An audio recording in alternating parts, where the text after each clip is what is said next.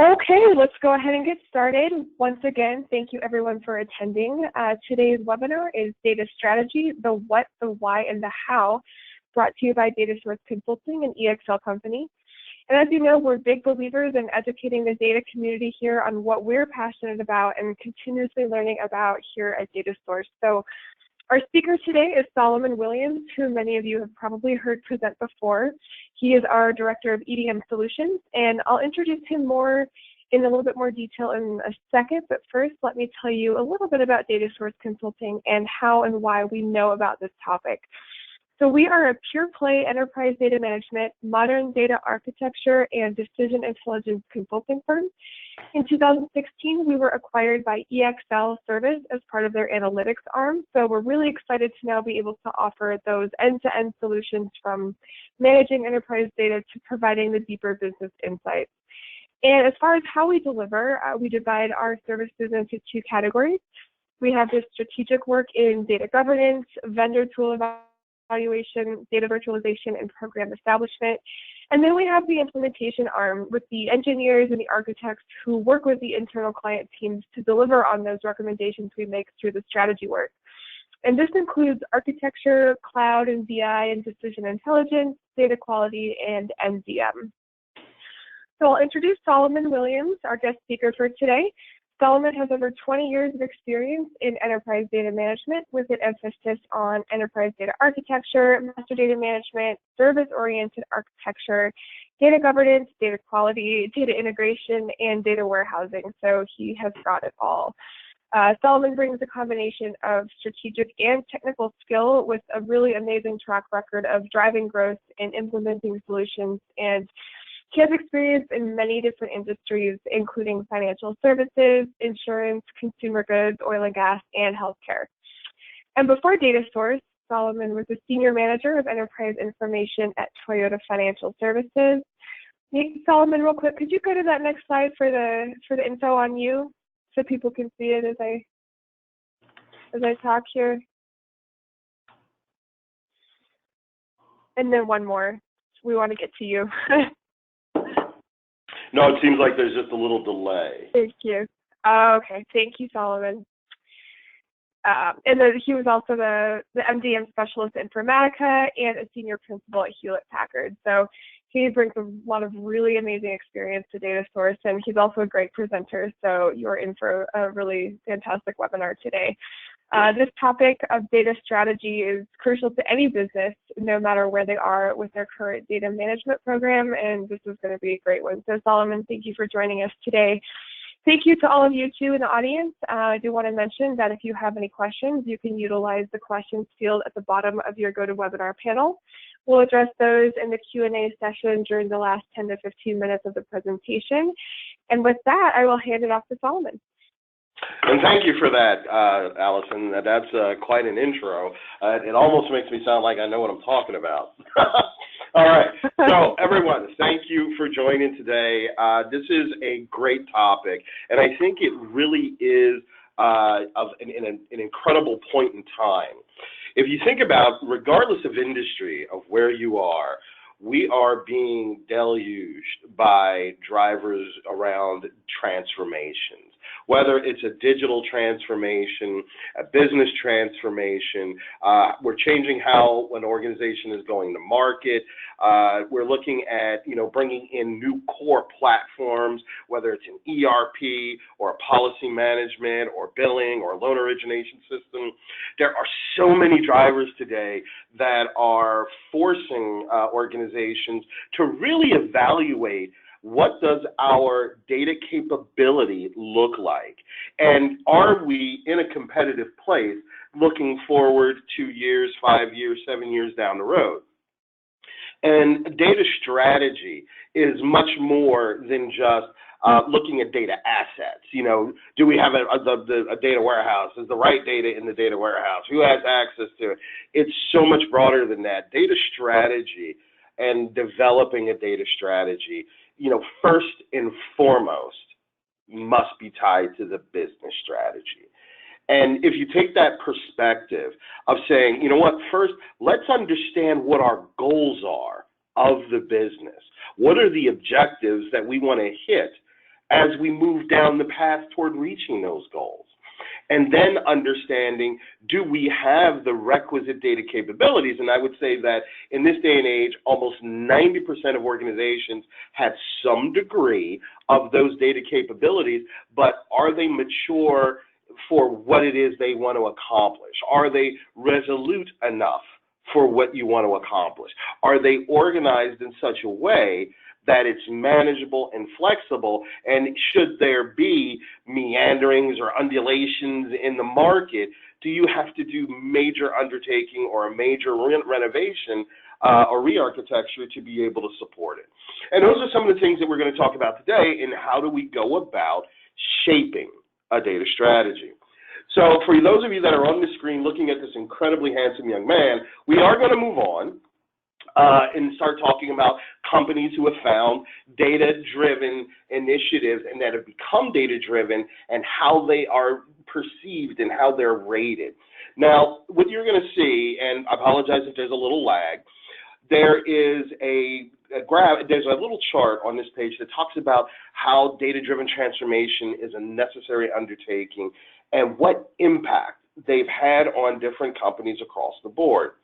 By using, data to really, and understanding how that data strategy is material to achieving their goals, these are some companies that we've highlighted from 2006 to 2011 and 2017, and how their data transformation strategies have absolutely added to their revenue, added to their competitiveness, and added to their flexibility to adapt to changing markets. I mean, obviously, you look at Apple, Alphabet, and Microsoft, and they've always been powerful companies, true, as have the others. But these particular companies were isolated, and this information comes from the S&P Capital IQ of the top 10 companies with the highest market capitalization worldwide. And one of the things that they were looking at, one of the vectors that they were using were, what are the companies, of those companies that can say that they've implemented a data-driven transformation, they are leveraging that data not only as an asset, but as a key component in understanding how they're going to drive their transformation.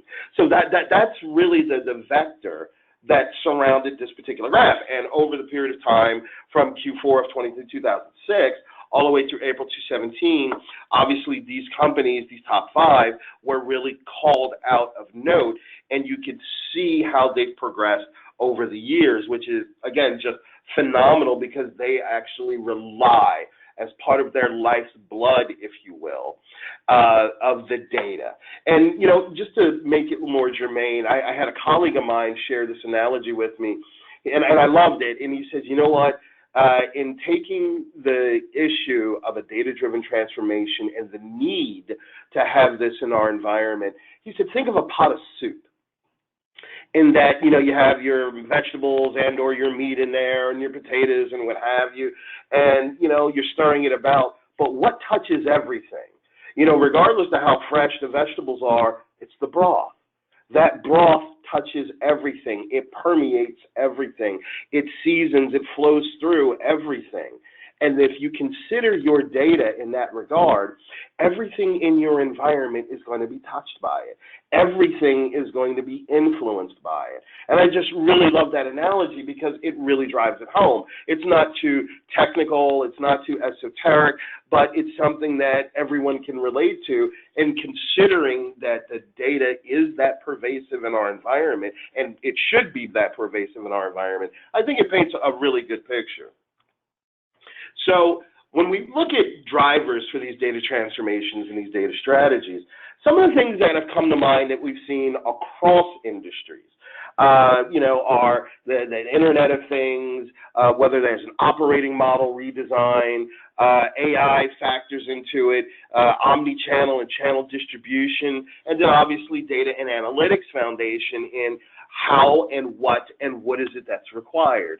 If you look at just that upper corner, that data and analytics foundation, what comes to mind is the metadata, the reference data, and the master data.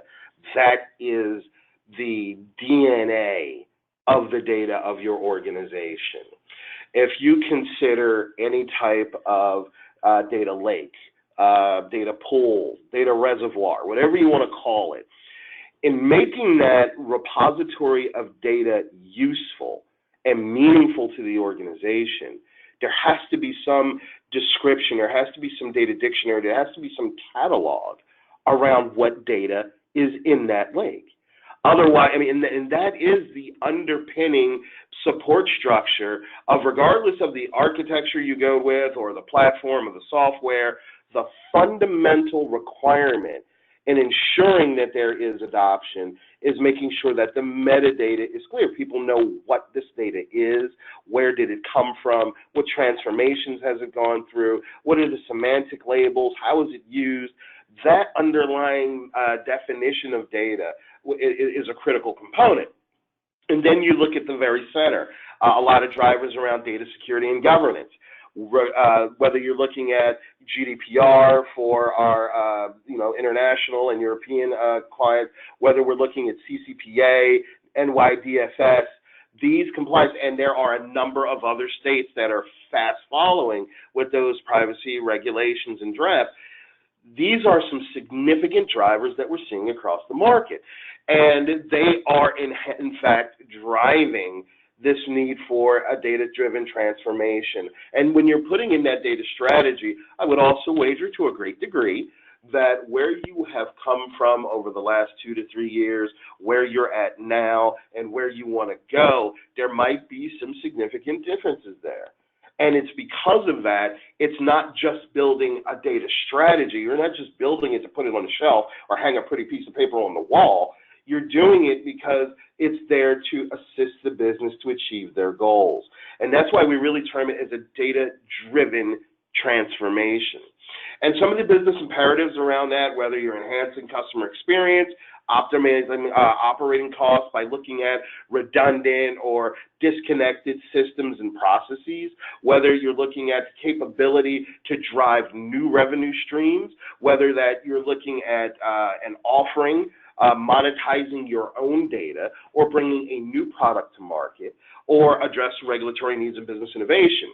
These business imperatives are cross-industry in to one degree or another, but these are the core drivers that we're seeing. And if you're going to look to invest in solutions that help drive this home, to help, again, achieve these goals on your way, achieve these objectives on the way to hitting your goals, a data strategy is going to be a critical component to achieving that success. But now, that being said, let's talk about what goes into it. And again, as I said before, a data strategy is much more than just about data and the data assets and what repositories we have. It's much broader than that. There's a new paradigm that is being driven, which is information governance. Now, information governance must be a core component in building out your data strategy in a way that when you are tying your data strategy, again, to those business goals, business objectives, understand what it is and how you're going to manage the information around achieving those goals.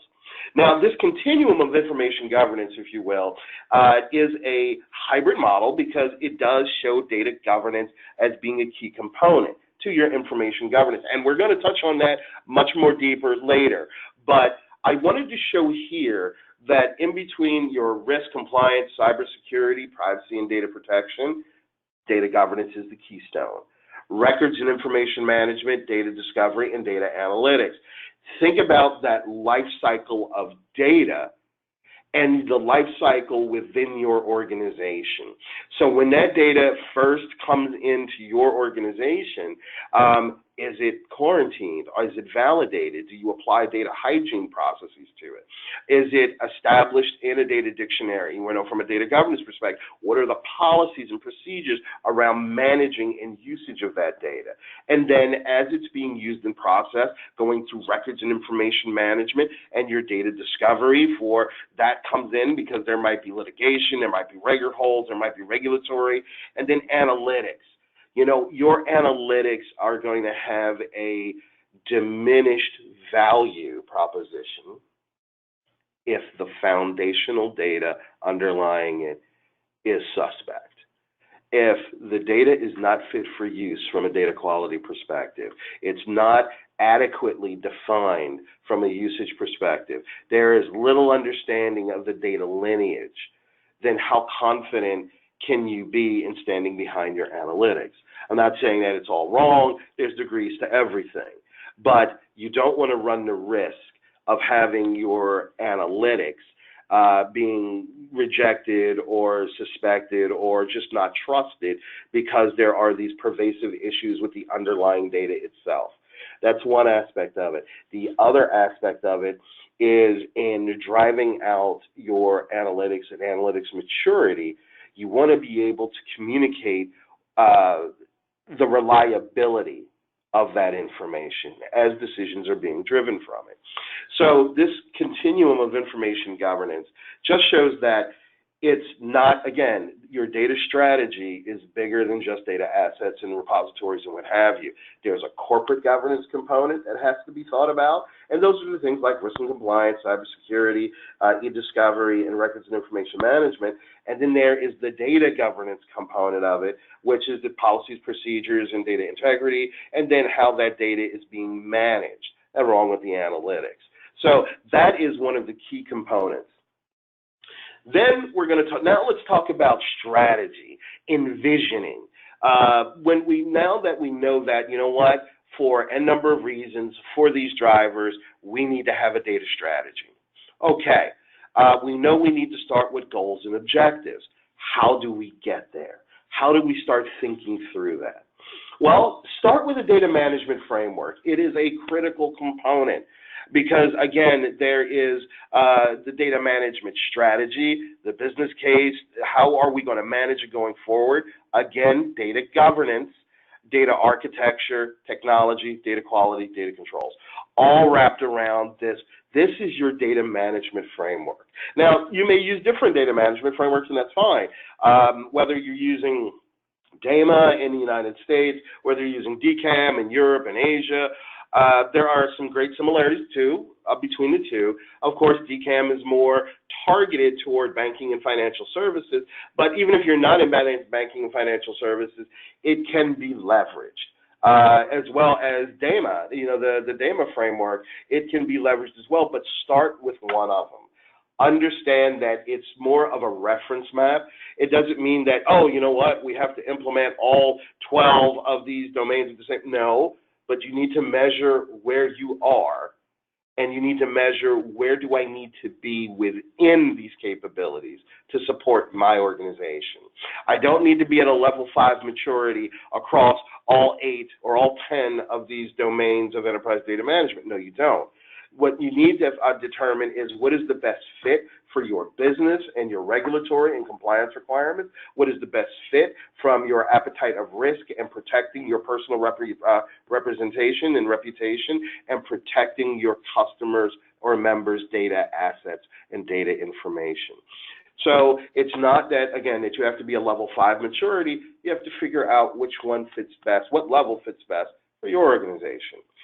How does that tie to your data and analytics framework? Again, data and analytics are not separate things.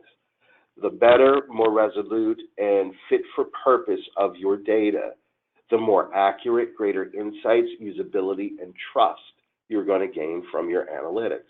They are really, really tightly aligned. And that's really what we're trying to show here is how you look at your data and then what are the analytics around it. This is what we call, and you're going to see this later, starting with the end in mind. Knowing that where do you want to be from a business perspective, goals and objectives, what analytics are you going to need to support that, what are the KPIs you're going to define to help govern your progress and manage your progress, because if you can't measure it, you cannot manage it.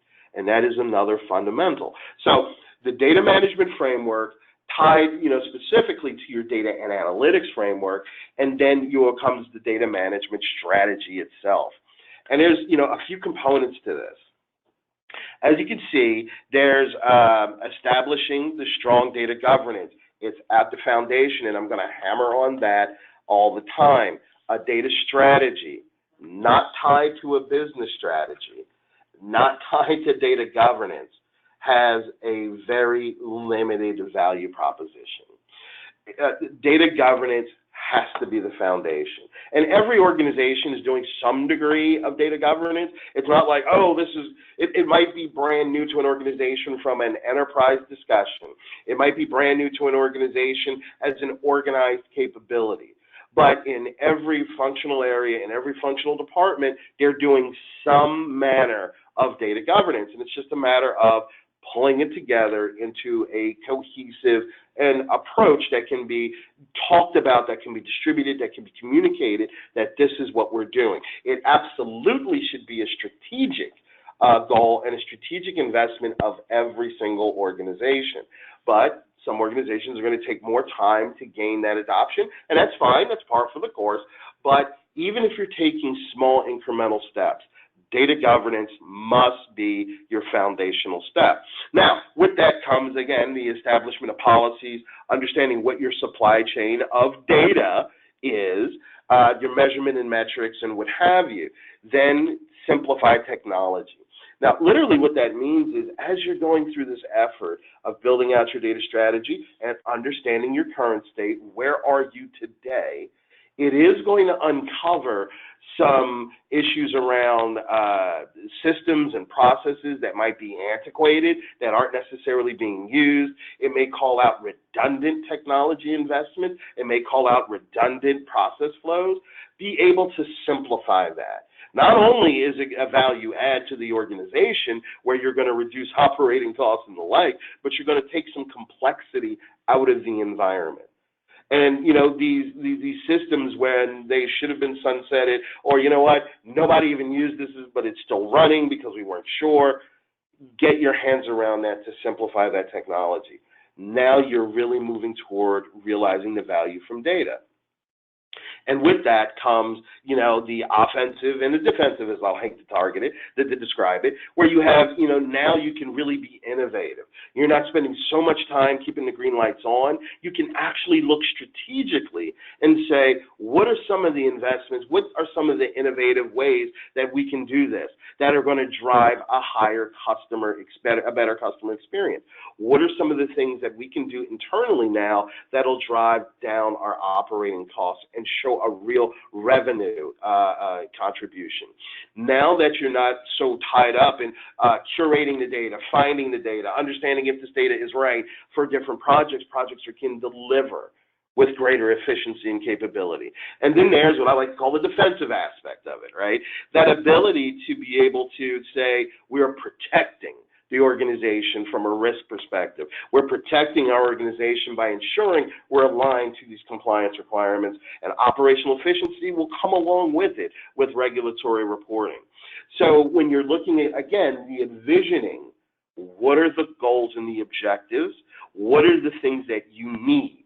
You need a data management framework. You need to understand how that ties to your data and analytics requirements. You need to understand how is this going to fit in, again, not only with the data architecture of the organization, the technology architecture of the organization, but how are we supporting the organization as a whole for go-to-market, through risk, and compliance.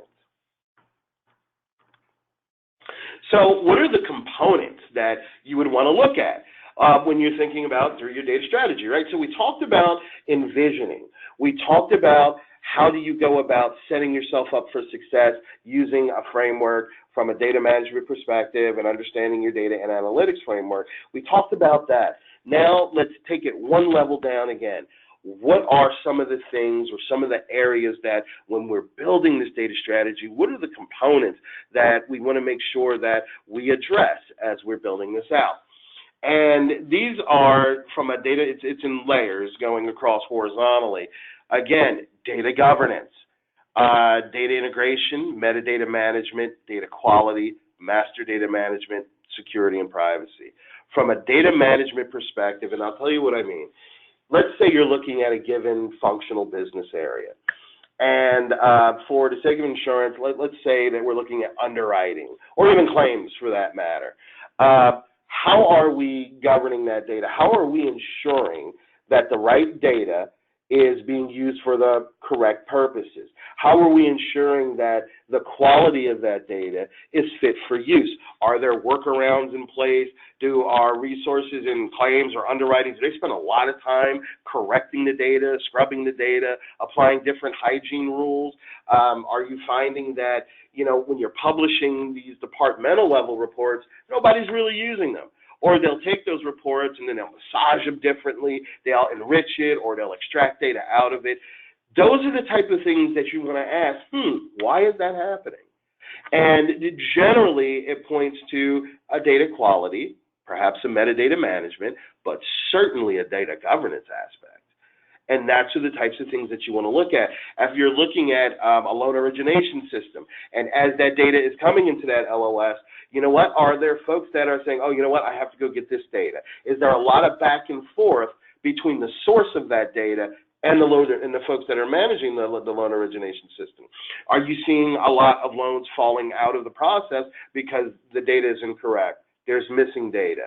Again, that points to a data quality, perhaps a data metadata management, certainly a data governance issue. So those are the types of things when you're looking at it from a business functional area and just how to make it practical. Now, your platforms and infrastructure and organization roles are the next layer up because it's these folks that are actually executing the process. Are the processes really aligned to what's required? Are they different? Are your platforms really what you require? Or is there a lot happening off platform? Is it happening on desktop and then data is being uploaded? These are the things that, again, there's a lot of moving parts, but you're looking through those things. And then, of course, the very top layer, the decision and advanced analytics. What are the analytics being driven today? Where do we see gaps? Where is it that we want to be tomorrow in the future state? And then by looking at it that way, again, this still follows the same paradigm. Start with the end in mind. You drive down from the decision analytics, advanced analytics, into the organizational roles, the people and process, and the data. It really is that comprehensive of a view that is required in building out a resolute data strategy. So what are the key steps in doing it? And again, very simply, start with the end in mind. Have an idea of where you want to go, where you want to be, what does the capabilities of the organization require, and then work backwards from the people, the information, data and process, and the infrastructure, the technology platforms. And if you look at this image from left to right, start by defining the goals of the objective. Identify the metrics and KPIs. Do not be fooled. Strategic initiatives, I don't care how big, how broad, or how small and how thin, you have to have a way of measuring it. You have to have a way of managing it. And what's in particular to note around this one is speak in the language of your stakeholders. Your chief financial officer does not care about how many data elements have been cataloged. They don't care about how many definitions that we found. That doesn't give them any value.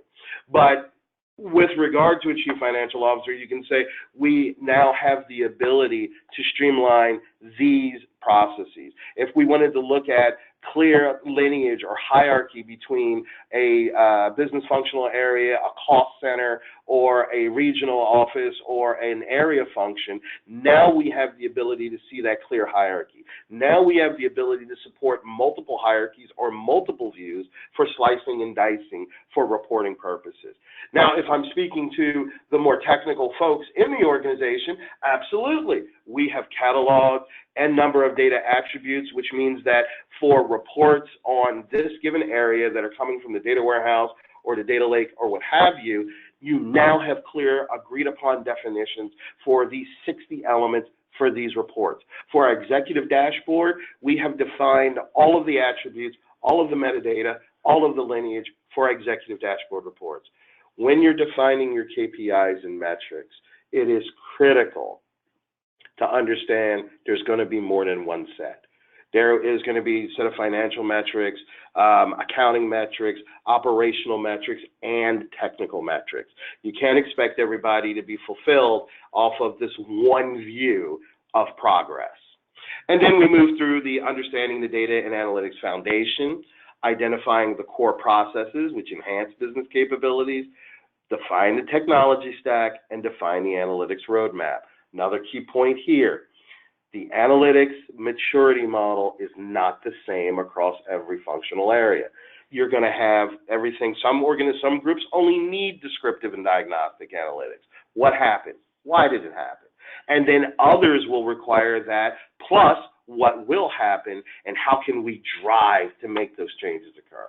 And so you don't want to just go to the top of the mountain and expect that everyone is going to need the most mature, because that's, it's a waste, to be just put not too fine a point on it, because it's not useful to every group in the organization.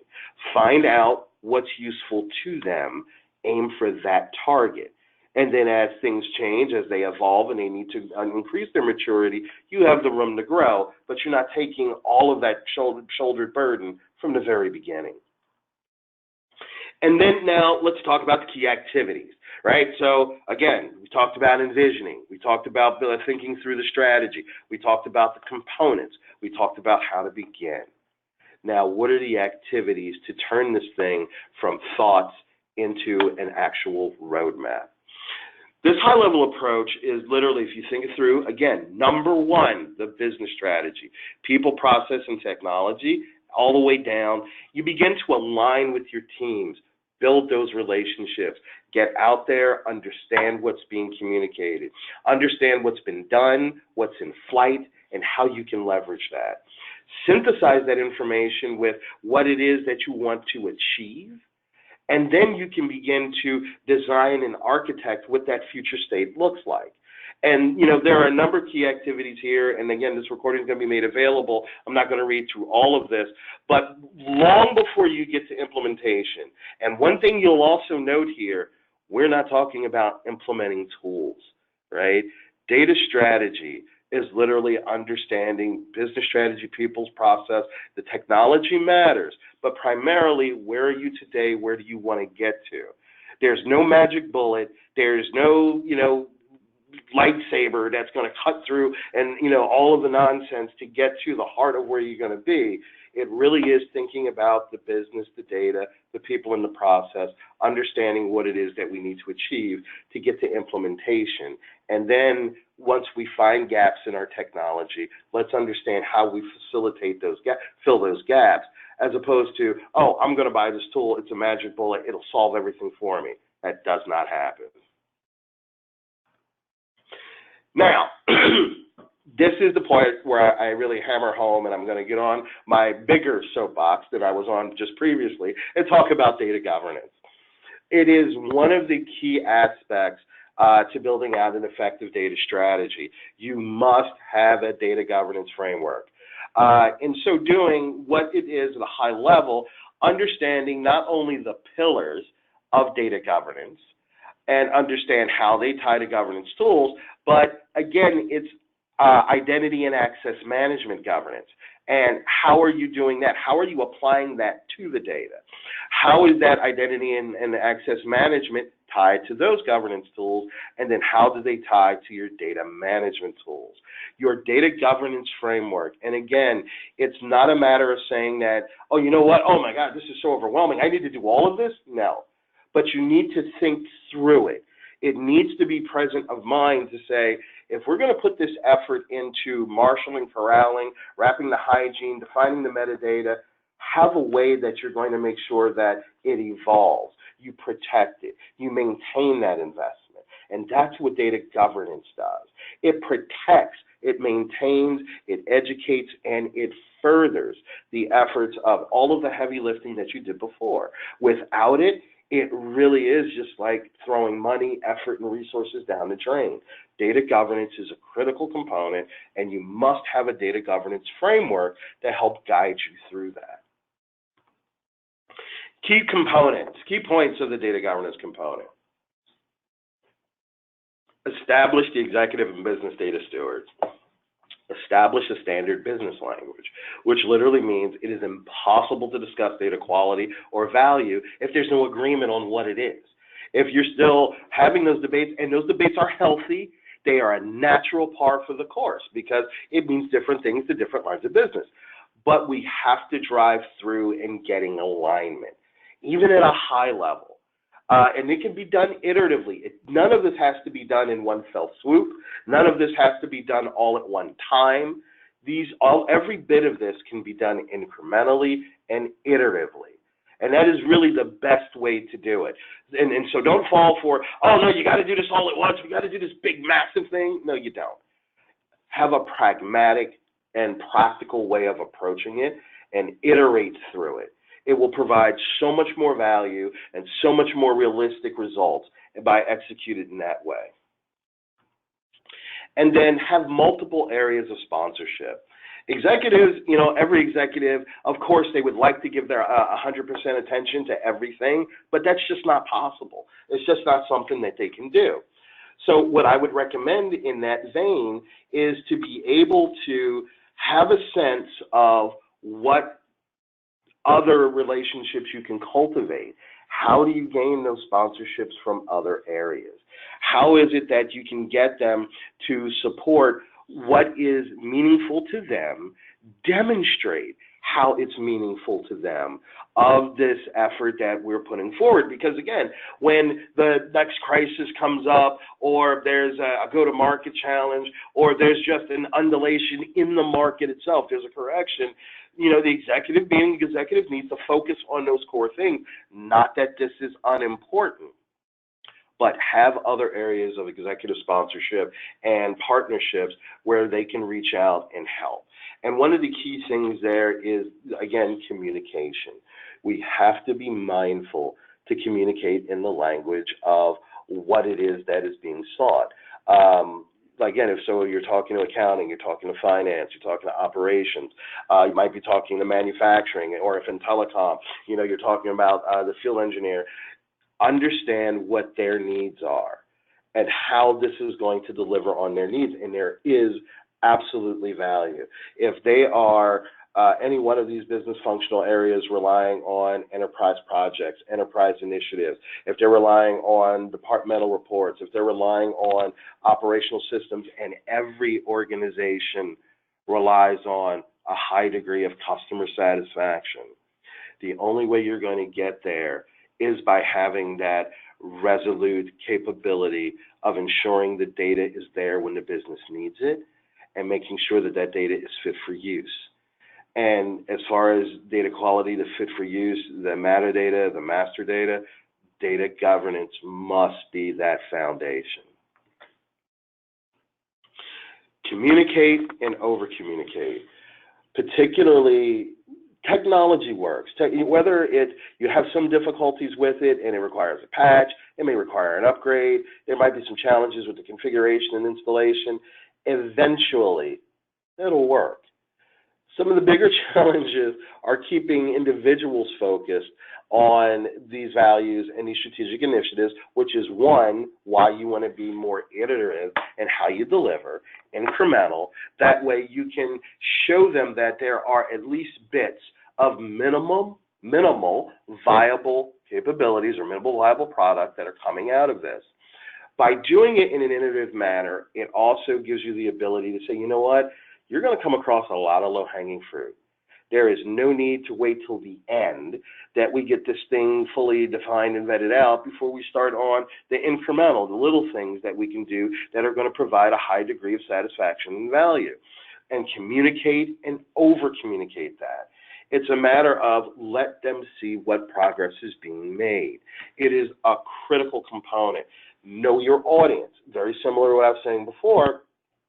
You have to know what they're seeking. What is their language? What is the currency that they trade in? And being able to speak to their interests with your metrics, your KPIs, are critically important. Align to the plan and make sure you have the content to support it. Leverage the EDF, and I'll show that in a minute, and then sell. You have to sell this capability. You have to sell this concept.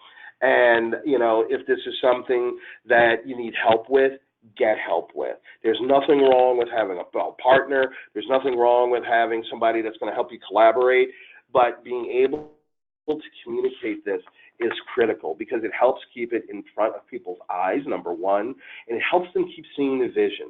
Sometimes there's going to be areas where it's going to be harder for folks to envision, what exactly is my value again? How am I getting, benefit from this? You have to communicate, over-communicate, but make sure that even when you're over-communicating, you're communicating information that matters to those folks in the audience. So what are some quick win focus areas around this? Remember to drive the business as usual. Leverage, existing industry standards where practical. That's the key point. Not every not every organization is going to benefit from industry models. There are some nuances to every organization that are going to have to be factored in, and that's where we call best fit, right? So there's best practice and there's best fit. Best fit doesn't mean that it's contrary to best practice. It just means that that best practice didn't necessarily fit for us, but by modulating it slightly and the organization is aware, this is the best fit and / the best practice for us. And that is a critical component. Leverage enterprise standards where practical. It's important that you be reasonable and be practical about it. If we tried to force every organization into a level 5 maturity, business would stop across the board. It's just not feasible. But understanding where your maturity needs to be, what standards make sense for you to adopt, and if you are requiring controls in a given area, what are those controls that meet your regulatory and compliance need, but also enable your business to function? That is where you want to be. And it's a sweet spot, and it takes some time to understand that. And then candidates for standards, what are some of the simple things? Data governance processes, a standard business language, a process to update it. It doesn't make any sense to create this catalog, this data dictionary, and there's no process, no guide around how is this information going to be refreshed, who's going to own it, how does it get updated. That is critical. Roles and responsibilities. So again, what I'm trying to illustrate here is data governance is an absolute critical component of your overall data strategy. But ensuring that data governance is not so onerous, it's not so draconian that it doesn't allow any room for folks to see the benefit of it. This is a softer sell. This is a more personality, high touch, emotional IQ type of effort, and bear that in mind when you're driving it forward. That's really the end. I wanted to be able to communicate not only the how, the why, and the what of a data strategy and what the benefits are and how do you execute it, but also give you some insight to the data governance piece. The data governance piece of your data strategy is absolutely a critical component. In some places, organizations start with the data governance, understanding where we are, what we need to do before embarking on the data strategy. Some do it in parallel, some do it incrementally by area, but the point is that it is a tandem combination, it is a tandem requirement. Anytime, just to go so far as your data strategy, like I said, if you're doing a platform replacement, whether it's in policy management, a loan origination system, a new ERP, a new billing system, what is your data governance capability? Because I guarantee it, what that new system that you're putting in place that is displacing the legacy system, there's going to be field differences, there's going to be field type differences, there's going to be brand new data attributes that the legacy system didn't use. How are you going to communicate, document those translations and those transitions? Because the vendor companies, they'll be, well, no, we'll take care of it for you. It's only going to cost you $1 billion more, or it's going to take another 30 years and your grandkids will be overseeing this implementation. Get ahead of the curve and have these things identified and how you're going to address them going forward. It will absolutely make your life simpler. It will make operations less complex. It will drive revenue, and it is something that will enable the organization to have a great deal more flexibility and agility and maintain competitiveness in a very, very rapidly and in some cases violently changing market.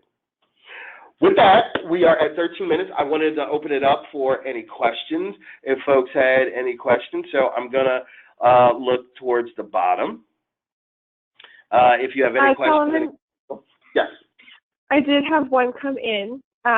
So I will give that one to you, and thank you again, as always with you. That was a fantastic presentation and very engaging. So thank you for that information, Solomon. The question I've got right now is, how does the strategy change based on the size and industry of your organization, if it changes at all? Very good. No, that's an excellent question. So bear in mind that a strategy doesn't have to be of a particular size or a particular breadth. As I said, what you want to do is you want to look at the key components that matter to your organization.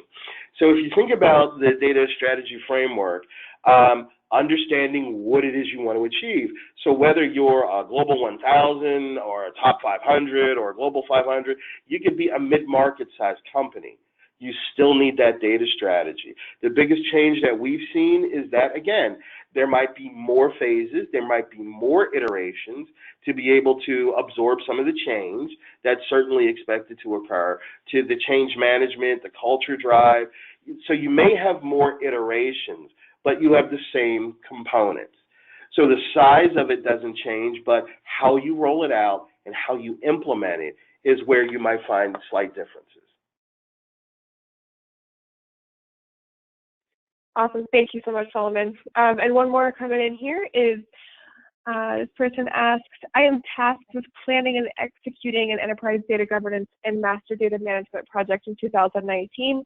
What is the typical composition of a successful data governance team? And what balance of dedicated full-time resources and matrix resources within various departments or lines of business do you typically see? Multifaceted there.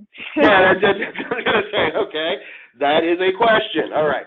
So I will preface it by saying that that is a very involved question and there are nuances to it. Are there some standard guidelines that you would want to start with at a core? There absolutely are. What I would recommend is if we could follow up offline, I could give you that more detailed information. At a high level, in executing that data governance and MDM strategy, again, there is a high level of business awareness, not necessarily involvement up front, but let's be aware of where the business wants to go, what are they trying to achieve. Material to your organization. Then understanding that, how big is your organization? Can it support dedicated full-time resources, or what is that breakout? What is that percentage? Then we can figure out what are the core resources, which may need to be full-time, and some of the supporting resources that could be part-time, if you will. Then with the MDM component of it, what domains are you starting with? What are the business drivers around those domains? And how are you prioritizing it? Are you looking at the data quality aspect and the data quality rules? So what I would absolutely recommend, and I'm happy to do so, if we could follow up offline, we could walk through that in a greater detail, because yes, that is a multifaceted question and there are nuances to every layer of it.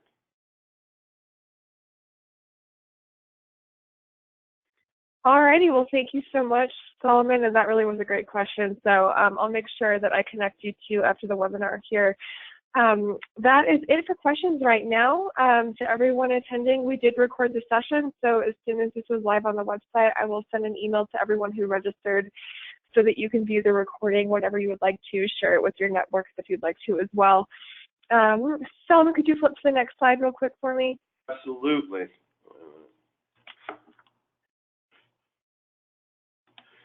That handsome guy again? Oh, here. Oh wow. That one. That one too. Yes, we will. The recording will have Solomon's contact information as well. But make sure you stay tuned. Our next webinar, we don't have the exact date yet, but it will be early December. So that's going to be moving to Snowflake. And for those of you who attend our webinars regularly, this is a reschedule. We had some scheduling difficulties with this a couple months ago, but this will be early December. As soon as we have the date finalized, everyone will get an email, and we hope to see you in that one as well. If Solomon, if you don't have any other comments, I think that just about does it for today. Thank you so much for presenting, and thank you everyone in the audience for attending. No, just to say thank you for everybody for giving us the opportunity to share. And again, feel free to send an email or give us a call. We can have a dialogue. We can talk through things at a much more deeper and granular level. I'm happy to do it. But other than that, folks, you have a great, great day and an excellent weekend. Thanks, Solomon. Thanks, everybody. Bye-bye. Bye-bye.